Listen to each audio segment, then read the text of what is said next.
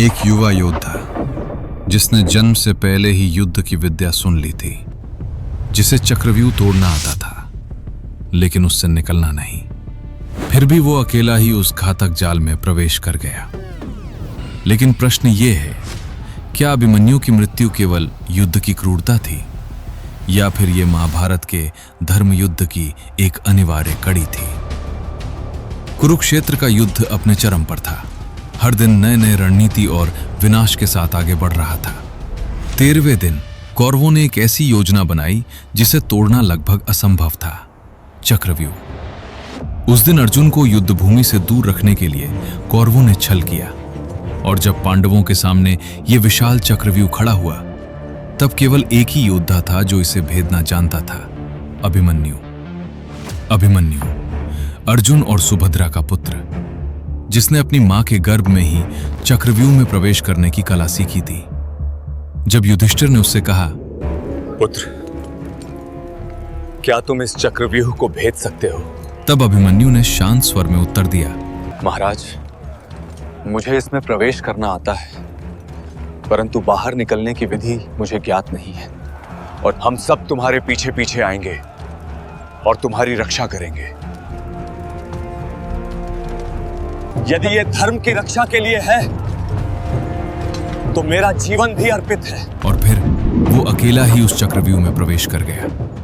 लेकिन जैसे ही अभिमन्यु भीतर पहुंचा, कौरवों ने नियमों को तोड़ दिया। जयद्रथ ने पांडवों को रोक लिया और अभिमन्यु अकेला पड़ गया।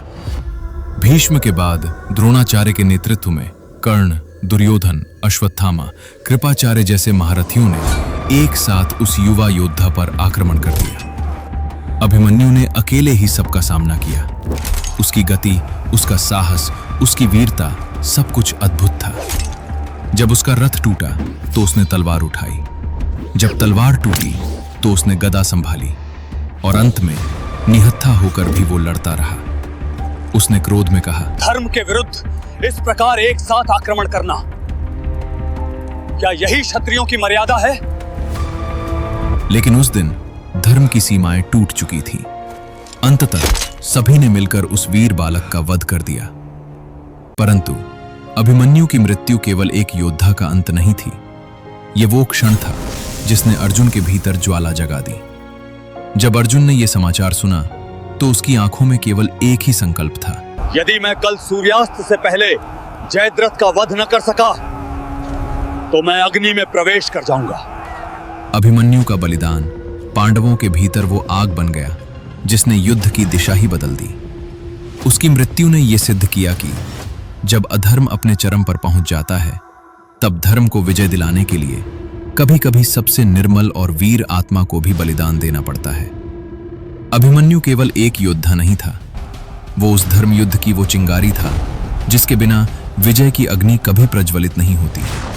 और शायद इसीलिए उसका वध केवल एक घटना नहीं बल्कि महाभारत की अनिवार्य नियति थी।